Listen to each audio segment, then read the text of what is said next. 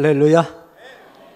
이스라엘의 역사 속에 다윗과 솔로몬 시대 이후에 가장 번영을 누렸던 시대가 있었습니다. 그때가 바로 여로보암 2세가 이스라엘을 통치하고 있을 때였습니다. 정치적으로, 경제적으로, 사회적으로 많은 부와 풍요를 누릴 때였습니다. BC 793년부터 753년까지 약 40년 동안 이스라엘을 다스리고 있을 때였습니다. 반면에 이스라엘을 괴롭히고 있었던 한 나라가 있었는데 그 나라는 아수르라고 하는 나라였습니다. 그런데 아수르라고 하는 나라가 오늘 본문 요나서가 탄생되는 이 배경과 여로보암 3세, 여로보암 2세가 이스라엘을 통치하고 있었던 그 시대와 연관해서 우리가 잠시 생각해 볼 필요가 있습니다. 아수르는 그 당시에 살만에셀 3세가 통치하고 있었는데 주변의 신흥 국가들과 전쟁을 통해서 그 세계의 강대국이었던 아수르가 힘을 잃게 됩니다. 이것은 여로보암 2세가 이스라엘을 통치하던 시기의 마지막 시대쯤입니다. 그 시대가 바로 요나서가 기록되던 시대이기도 합니다. 주변 국가들과 오랜 전쟁 속에 지칠 대로 지쳐 있었고 또 그 시기를 맞춰서 그 나라에 전염병이 온 나라에 확산되어서 수많은 백성들이 죽어가고 있었습니다. 이것으로 끝난 것이 아니라 763년 6월 15일에는 일식으로 인해서 그 아수르가 전역이 칠흑과 같은 캄캄함 속에 지내야만 되는 이런 불길한 징조를 온 백성들이 경험해야만 했던 그 상황입니다. 외교적인 정책을 펼쳤던 이 살만에셀 3세가 이제 외교적 정책을 펴지 못한 채 도간에 든 쥐처럼 이제 그 나라 안에서 기가 죽어 주눅들고 있었던 그때입니다. 하나님은 그때를 놓치지 않고 선지자 요나를 부르신 것입니다. 여러분, 오늘 말씀을 통해 하나님 마음을 읽어낼 수 있기를 바랍니다. 세상이 어쩌면 더럽고 죄악이 득실거리는 사망의 음침한 골짜기일지라도 하나님은 여전히 그 세상의 사람들이 회개하고 하나님 앞에 돌아오기를 바라고 계시는 아버지 같은 하나님이십니다. 허전하여 낙엽이 떨어질 때마다 내 인생이 이런 인생이 아닌가 좌절하고 실망하는 사람들조차도 양손을 벌리고 다 내게로 와라. 수고하고 무거운 짐진 자들아 다 내게로 오라. 내가 너희를 쉬게 하리라. 나는 마음이 온유하고 겸손하니 나의 멍에를 메고 내게 배우라 말씀하십니다. 요나서 전체의 사건을 통해서 우리들은 오늘 하나님의 말씀 중에 자는 자여 어찌함이냐 이런 주제로 오늘 말씀을 나누어 보려고 합니다. 이 물음은 믿는 사람들끼리 서로 주고받는 말이 아니라 하나님의 낯을 피해서 배 밑에 가서 잠을 자고 있는 요나를 향해서 선장이 요나에게 찾아와서 자는 자여 어찌함이냐 How can you sleep? Get up. 일어나라 하고 우리에게 사명을 고취하는 말씀입니다. 자는 자여 어찌함이냐. 이 말씀 속에 담겨져 있는 하나님의 마음이 무엇인지 오늘 말씀을 통해 같이 살펴보고 은혜를 받으려고 합니다. 첫 번째로, 성도는 나에게 주시는 사명이 무엇인지를 알아야 합니다. 이 땅에 살아가는 한 사람 한 사람, 여러분 심령 속에는 하나님이 여러분 각자에게 주시는 사명이 있습니다. 그런데 우리는 그 사명이 내 뜻과는 다르다고 해서 그 하나님이 주시는 사명을 외면한 채 내 방식으로 내 석연에 옳은 대로 살아가고 있는 것이 우리들의 모습이 아닌가 싶습니다. 하나님은 그 시대마다 하나님의 사람들에게 그 사람이 아니면 안 되는 그 사람에게만 주어지는 사명을 불러 일으켜 주십니다. 오늘 읽은 말씀 2절 말씀 같이 한번 읽어봅니다. 너는 일어나 저 큰 성읍 니느웨로 가서 그것을 향하여 외치라. 그 악독이 내 앞에 상달되었음이니라 하시니라. 3절 첫 구절에 보면 그러나입니다. 하나님은 지금 니느웨가 악독한 사람들이 모여서 하나님을 거역한 채 하나님의 말씀을 외면한 채 자기 방식으로 살아가며 하나님으로부터 멀어져 있는 그들 모습을 아십니다. 그러나 그들의 상황이 마음이 허전하고 도관에 든 쥐처럼 인생의 피폐함 속에 영혼의 갈증 속에 그들이 놓여 있음을 아시고 그 상황을 놓치지 않고 요나를 불러서 그들에게 복음을 전하기를 원하셨습니다. 그런데 요나는 자기가 그곳에 가는 것이 합당한 일이 아니라고 판단되어 그 하나님의 사명이 그에게 주어졌음에도 불구하고 요나는 그러나입니다. 거부하고 있는 거예요. 우리들의 모습이 아닙니까? 우리 인생을 살다 보면 우리는 매일같이 동일한 날, 동일한 일을 하면서 반복적인 삶을 살아간다고 생각할 수가 있어요. 그럴 때 우리 인생이 피폐함을 느끼게 되고 지루함을 느끼고 따분함을 느낄 수 있어요.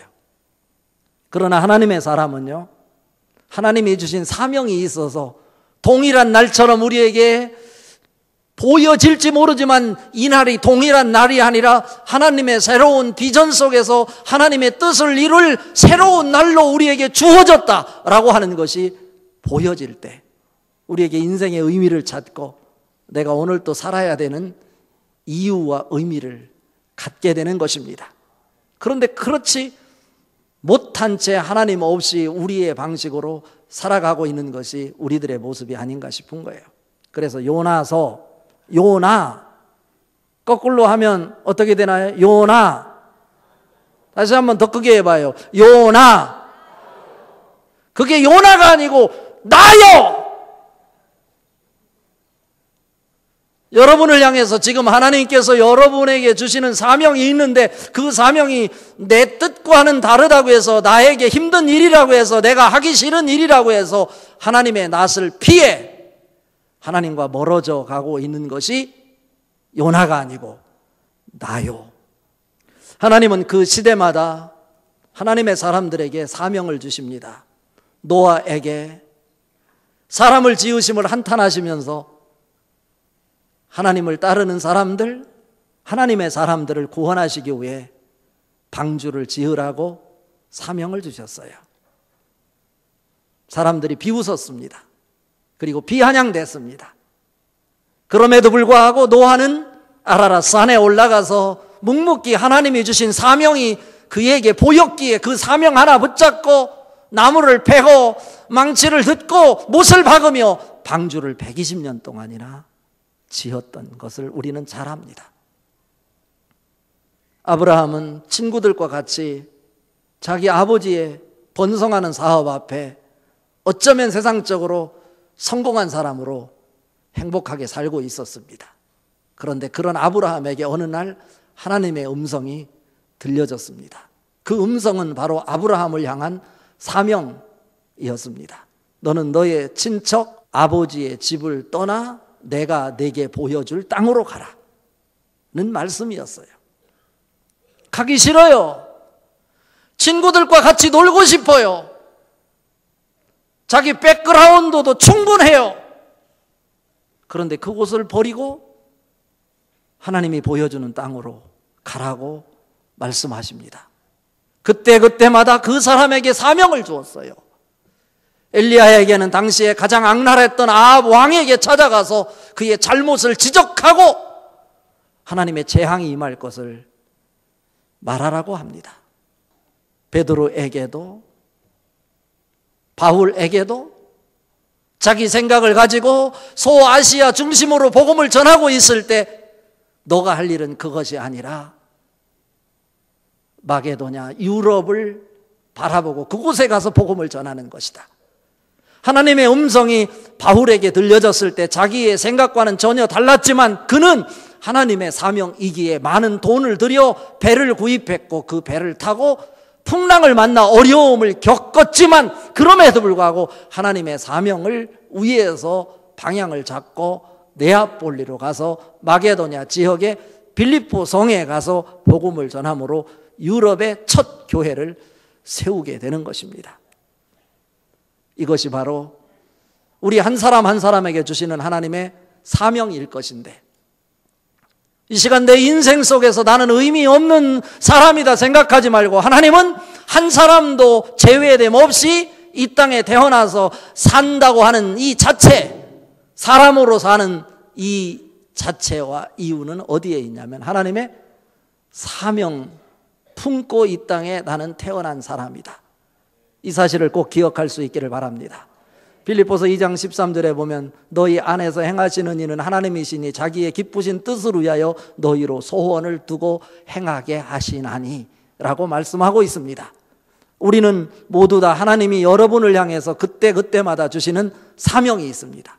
이 사명을 영어로 미션이라고 합니다. 그런데 선교를 영어로 뭐라고 그러냐면 미션이라고 합니다.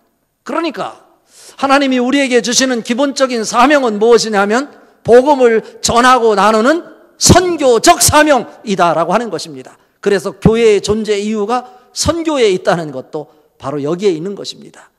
미션이 한국말로 선교이고 동시에 사명이기도 하다라고 하는 것입니다.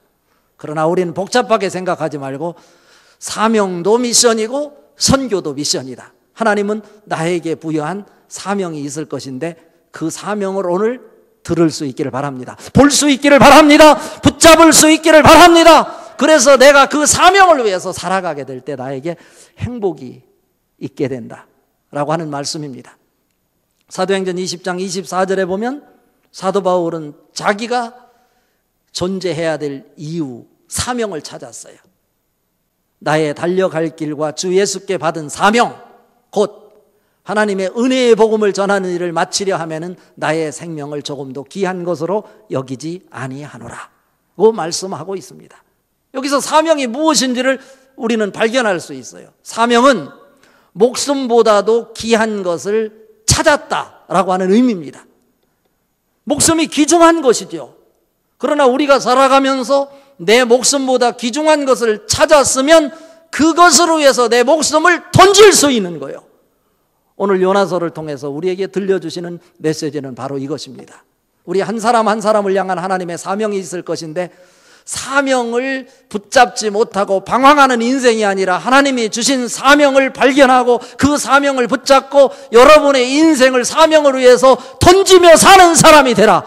가르쳐주는 하나님의 음성이 여러분에게 선명하게 들려질 수 있기를 주님의 이름으로 축복합니다. 두 번째로, 성도는 자신의 생각을 초월하여 하나님 마음과 자기 뜻을 맞추며 살아가는 사람들입니다. 내 뜻대로 살아가는 인생이 아니라 내 마음엔 들지 않지만 내가 생각할 때 도저히 납득이 되지 않지만 하나님이 말씀하시니 그 말씀에 자기의 뜻을 맞추며 살아가는 사람, 이 사람이 바로 하나님의 사람입니다. 사명자입니다. 오늘 읽은 말씀 3절 같이 한번 읽어봅니다. 그러나 요나가 여호와의 얼굴을 피하려고 일어나 다시스로 도망하려 하여 욥바로 내려갔더니 마침 다시스로 가는 배를 만난지라. 여호와의 얼굴을 피하여 그들과 함께 다시스로 가려고 뱃삭을 주고 배에 올랐더라. 우리는 모두가 자기의 편견을 갖고 살아갑니다. 자기만의 생각의 틀을 갖고 살아갑니다. 그런데 자기의 생각이 전혀 틀릴 수 있다는 것입니다.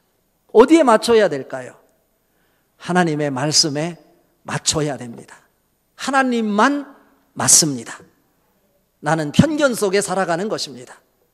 베드로에게 나타난 4발 달린 짐승, 부정한 짐승들 그것을 잡아먹으라 할 때 베드로는 사양코 거절했습니다. 주님, 아시지 않습니까? 유대인이 부정한 음식 먹을 수 없는 것 아시지 않습니까? 라고 소리를 외치며 강력하게 거부할 때 하나님께서 그에게 음성을 들려주시기를 내가 깨끗하다 하였는데 누가 더럽다 하느냐? 잡아먹어라. 그 음성을 듣고 고넬료 집에 가서 고넬료의 친척과 그의 친구들에게 복음을 전하고 세례를 주어서 하나님의 백성으로 이방인을 받아들이는 사건, 사도행전 10장을 통해서 우리는 확인할 수 있는 것입니다. 사람이 아무리 잘났다 할지라도 지혜 있는 척 하더라도 하나님 앞에는 어리석음에 불과합니다. 그래서 고린도전서 3장 18절 19절에 말합니다. 아무도 자신을 속이지 말라. 너희 중에 누구든지 이 세상에서 지혜 있는 줄로 생각하거든 어리석은 자가 되어라. 그리하여야 지혜로운 자가 되리라. 이 세상 지혜는 하나님께 어리석은 것이니 라고 말씀하고 있습니다.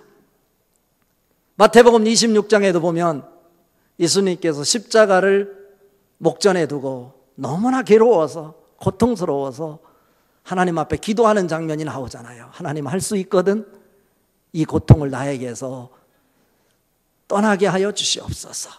그러나 마지막 기도하는 게 뭐예요? 그러나 내 원대로 하지 마시옵고 아버지 원대로 하시옵소서. 이것이 우리가 따라야 될 모습 아닐까요? 오늘 요나는 자기 뜻과 하나님의 요구가 다르다고 해서 하나님의 낯을 피해서 가능하면 니느웨와는 먼 곳 반대쪽을 향해 달려가고 있었고 배 밑창으로 내려갔어요. 요나는 그렇지만 요나의 이 사건을 통해서 우리에게 가르쳐주는 하나님의 마음은 뭐냐면 너 고집이 있고 내 뜻이 있고 내 경험이 있고 내 생각이 있다 할지라도 하나님 말씀 앞에 아멘으로 순종하여 내 뜻을 하나님의 뜻에 맞출 수 있는 사람이 되어야 된다 라고 가르치고 있는 것입니다. 오늘 본문 3절에도 보면 여호와의 얼굴을 피하려고 일어나 다시스로 도망하려 하여 욥바로 내려갔더니, 여기서 내려갔다라는 단어가 오늘 3절에서 2번, 5절에서 1번, 2장 6절에서 내려갔다라는 단어가 반복해서 나오고 있습니다. 히브리어로 야라드라고 합니다. 야라드라고 하는 뜻은 높은 곳에서 낮은 곳으로 내려간다라는 뜻입니다. 그런데 여기서 3절에서도 보면 그가 뱃삭을 주고 배에 올랐더라 하는데 이것도 한국말로 배 탈 때 올라간다고 생각해서 배에 올라갔다라고 표현하고 있지만 히브리어 원어에 보면 동일하게 내려갔다라는 단어인 야라드라는 단어를 쓰고 있습니다. 이것은 무엇을 우리에게 가르쳐주는 메시지냐면 요나가 하나님의 뜻이 자기 뜻과 맞지 않아서 하나님으로부터 가능한 한 멀리 벗어나게 될 때 그에게 나타나는 결과가 무엇인지를 보여주는 하나님의 책망의 메시지예요. 여러분, 지금 어디를 향해 달려가고 있습니까? 아무리 하나님의 뜻이 여러분의 뜻과 맞지 않는다고 해서 하나님과 멀어지면 멀어질수록 여러분 인생은 피폐한 곳으로, 지옥의 고통의 상황으로 내려가게 된다라고 하는 것을 우리에게 가르쳐주는 것입니다. 그럼 어떻게 해야 될까? 저는 시편 73편 27절 28절을 통해서 그 해답을 찾았어요. 우리도 여전히 하나님의 사명을 받은 자라고 하면서 하나님 뜻이 있음에도 불구하고 내 뜻과 맞지 않을 때 하나님의 뜻을 외면하고 내가 화를 내고 분노하며 내 방식으로 살아가는 것이 우리들의 모습일진데, 시편 73편 27절에 보면 무릇 주를 멀리하는 자는 망하리니 음녀같이 주를 떠난 자를 주께서 다 멸하시나이다. 28절에 이어서 말하기를 하나님께 가까이함이 내게 복이라. 여러분, 복 받을 수 있기를 바랍니다. 아무리 하나님이 요구하시는 것이 내 뜻과 다를지라도 내 뜻을 굴복하고 하나님 앞에 맞출 수 있는 여러분, 그 사람이 행복한 사람입니다. 그 사람이 사명자입니다. 오늘 말씀의 결론입니다. 하나님의 사람은 사명을 위해 언제나 깨어있어 중보 기도하는 자여야 합니다. 중보자여야 된다고 하는 것을 우리에게 가르쳐줍니다. 오늘 읽은 말씀 중에 6절, 9절, 10절 같이 한번 읽어봅니다. 선장이 그에게 가서 자는 자여 어찌하느냐 일어나서 내 하나님께 구하라. 혹시 하나님이 우리를 생각하사 망하지 아니하게 하시리라 하니라. 9절 그가 대답하되 나는 히브리 사람이요 바다와 육지를 지으신 하나님 여호와를 경외하는 자로다 하고 자기가 여호와의 얼굴을 피함인 줄을 그들에게 말하였으므로 무리가 알고 심히 두려워하여 이르되 내가 어찌하여 그렇게 행하였느냐 하니라. 이것은요 하나님을 알지 못하는 선장이 책망하는 장면이고 마지막 10절에서는 요나가 하나님 낯을 피해서 하나님 뜻이 아닌 자기 뜻을 위해서 하나님 말씀을 거역함으로 이런 풍랑이 만났다고 하는 것을 알고서 두려워해서 어떻게 해서 네가 그런 일을 행했냐? 라고 배 타고 있던 사람들이 요나를 향해서 책망하는 거예요. What have you done? 어떻게 해서 그런 일을 했느냐? 요나는 누구라고 그랬습니까? 다시 한번요. 요나는 누구예요? 나요. 지금 여러분들이 하나님이 요구하는 사명이 여러분 마음에 들지 않는다고 해서 하나님을 떠나게 될 때 하나님께서는 여러분 인생에 풍랑을 주신다 이런 말씀이에요. 너가 누군지 도대체 어디서 왔는지 말하라 말했더니 요나가 드디어 그들 앞에서 고백하는 장면이 9절 말씀이에요. I am a Hebrew. 나는 히브리 사람입니다. 그리고 이어서 말하기를 뭐라고 그러냐면 나는 하늘의 아버지 하나님을 경외하는 사람입니다. 그런데 그 하늘의 주 하나님은 누구냐면 바다와 땅을 지으신 하나님입니다. 너가 누군지 말하라. 너가 왜 여기에서 잠자고 있느냐? 너의 하나님에게 너가 기도해봐라. 너희 하나님이 이 어려움을 해결해 주실지 아냐라고 할 때 선장이 말하는 이 말 속에 NIV 영어 성경에 보면 너희 하나님이라고 하니까 그냥 요나가 섬기는 하나님처럼 보이지만 그렇게 표현하지 않고 your God이라고 표현하는데 God이 대문자 God이 아니고 소문자 God으로 세상에 자기들이 섬기는 신 중에 하나인 우상 중에 하나인 신을 얘기하는 거예요. 그런데 오늘 9절에서 요나가 정신 차리고 자기가 누구인지를 분명하게 밝히는데 여기에서는 I am a Hebrew. 나는 히브리 사람이고 하나님을 경외하는 and I worship the Lord. and 이어서 뭐라고 얘기하냐면 the Lord, the God of heaven who made the sea and the land 라고 표현해요. 다시 말하면 여기서는 대문자 더 로드, 대문자 갓이라고 분명하게 밝히는 거예요. 여러분의 고백일 수 있기를 바랍니다. 어떠한 상황 속에서도 우리가 사명을 감당하지 못할 때 하나님께서 우리를 책망하실 것인데 오늘 세상을 대표하는 선장을 통해서 책망을 받는 요나, 하나님을 알지 못하는 세상 사람을 향해서 책망을 듣는 이란 주눅드는 인간이 아니라 하나님의 사명, 세상을 위해서 중보하는 사명, 선교하는 사명 감당함으로 하나님 앞에 칭찬 들을 뿐 아니라 세상 앞에 칭찬 듣는 여러분 될 수 있기를 바랍니다. 빌립보서 3장 18절 19절에 보면 바울은 그리스도를 위하여 자기가 소중하게 생각하던 것들을 다 배설물로 여겼다고 말합니다. 그가 모든 것을 배설물로 버릴 수 있었던 것은 그리스도를 얻기 위함이다. 그리스도를 알기 위함이다. 그 안에서 발견되려 함이니 이 시간 우리가 하나님의 사명을 붙잡되 내 뜻보다는 하나님의 뜻을 찾고 세상 사람들에게 책망을 듣는 것이 아니라 사명자로 세상 사람들을 감동시킬 수 있는 사명자의 자리에서 중보하는 하나님의 백성들 될 수 있기를 주님의 이름으로 축복합니다.